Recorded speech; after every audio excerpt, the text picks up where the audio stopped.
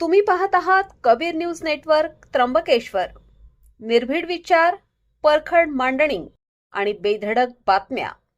त्र्यंबकेश्वर तालुक्यातील प्रत्येक घडामोडीचा अचूक वेध घेण्यासाठी सज्ज आहोत आम्ही. तालुक्यातील ताज्या अपडेट्ससाठी आता सबस्क्राईब करा कबीर न्यूज नेटवर्क त्र्यंबकेश्वर. त्र्यंबकेश्वरचा चेहरा मोहरा बदलणार. जिल्हाधिकाऱ्यांनी दिले रखडलेली कामे तातडीने सुरू करण्याचे आदेश. नमस्कार, मी अमिता गावंडे. कबीर न्यूज नेटवर्क मध्ये आपले स्वागत आहे. त्र्यंबकेश्वर शहराच्या प्रलंबित विकास कामांना आता वेग येणार आहे.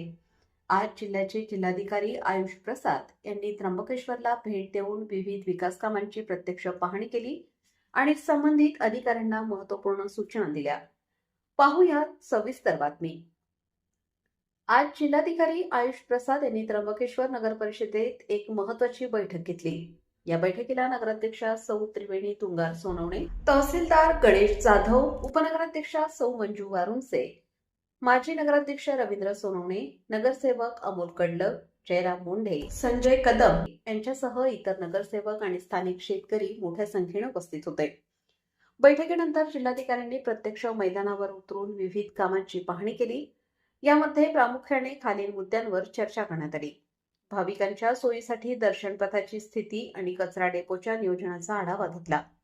गावातील खराब झालेल्या अंतर्गत रस्त्यांची पाहणी करून ते तातडीने दुरुस्त करण्याचे आदेश दिले. शहरातील वाढती गर्दी पाहता भाजी मार्केटचे नियोजन आणि पार्किंगच्या सुविधेबाबत जिल्हाधिकाऱ्यांनी सकारात्मक चर्चा केली. जलसंपदा विभागाच्या अखत्यारीत असलेल्या गौतमी धरणावरील पाईपलाईनचे काम रखडलेले असल्याने ते काम तातडीने सुरू करण्याच्या सूचना त्यांनी दिल्या. जिल्हाधिकारी आयुष प्रसाद यांनी केवळ पाहणीच केली नाही तर कामात दिरंगाई करणाऱ्यांना कडक शब्दात सुनावले. कोणतीही फाईल किंवा तांत्रिक अडचण असेल तर ती त्वरित दूर करा, पण विकास कामे थांबता कामा नयेत अशा स्पष्ट सूचना त्यांनी प्रशासनाला दिल्या आहेत.